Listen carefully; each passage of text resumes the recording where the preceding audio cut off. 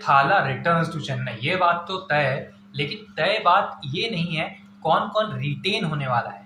अब 120 करोड़ में से अब इतने सारे पैसे तो आप खर्च कर नहीं देंगे। जो आपका सेटल्ड स्क्वाड था, शिवम दुबे थे, तीक्ष्णा थे, पथिराना थे, जडेजा, ऋतुराज गायकवाड़, ऐसे सारे प्लेयर्स को तो आप रिटेन भी नहीं कर सकते। और आरटीएम में भी शायद ही आप सारे प्लेयर्स की ओर जाएं, क्योंकि यहाँ पर चेन्नई सुपर किंग्स जरूर से वो सुविधा के साथ चलती है कि मैंने पिछले साल जो प्लेयर्स खिलाए थे अगले साल भी वही प्लेयर्स के साथ जाएंगे।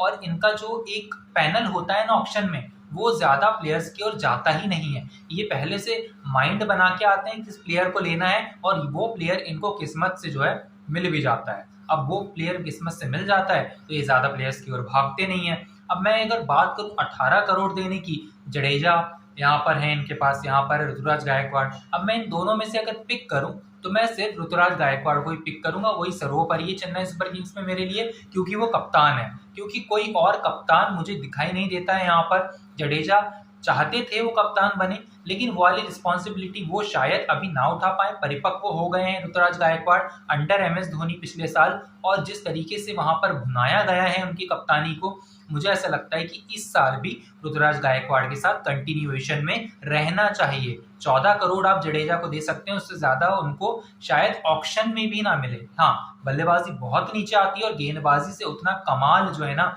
आईपीएल में दिखाते जरूर हैं, लेकिन कोई और टीम अगर जाए वो तो शायद वहां पर ना दिखा पाए। लेकिन 14 crore is enough for him, आप 14 करोड़ में उन्हें रिटेन कर सकते हैं। अब बात आती है 11 करोड़ की। अब मैं तीक्ष्णा को दूं, पथिराना को दूं, शिवम दुबे को दूं।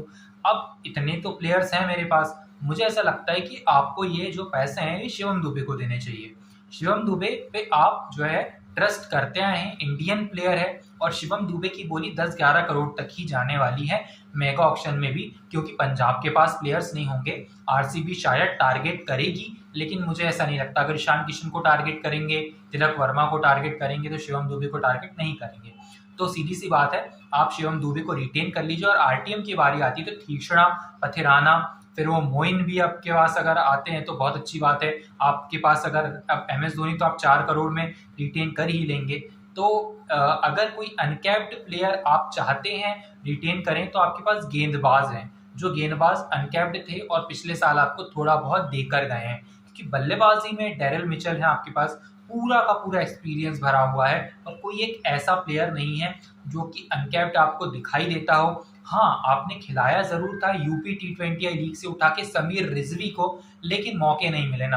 और अगर समीर रिजवी को मौके ही नहीं मिले तो वो कैसे, आप इतने करोड़ों में आपने खरीद लिया, उसके बाद फिर आप मौका, मतलब सेटल्ड स्क्वाड था तो मौका देते भी कैसे आप, सीधी सी बात है। तो शायद समीर रिजवी को आप रिटेन भी ना करें 4 करोड़ में, या फिर आप कर भी सकते हैं एमएस धोनी के साथ, कोई एक प्लेयर आपके पास है नहीं तो आप चलो समीर रिजवी को रखिए, लेकिन आप पूरे मुकाबले खिलाइए, तभी उस 4 करोड़ की बात बनेगी। वरना कोई और प्लेयर भी है जो कि बेसिकली रणजी ट्रॉफी से आया है, लिस्टे क्रिकेट से आया है, T20 लीग से आया है कोई स्टेट की, तो आपको बहुत कुछ दे सकता है। और अगर वो टीम में कंट्रीब्यूट करता है तो शायद वो समीर रिजवी से भी आगे निकल जाए, क्योंकि अंडर एमएस धोनी कोई भी प्लेयर आप पकाना चाहें तो पका सकते हैं। तो ये वाली बात है ऋतुराज गायकवाड़ की कैप्टेंसी के अंदर। ऋतुराज गायकवाड़, रविंद्र जडेजा और शिवम दुबे, ये 3 रिटेंशन होंगे। आरटीएम में समीर रिजवी हो गए, और हो गए यहाँ पर महेंद्र सिंह धोनी।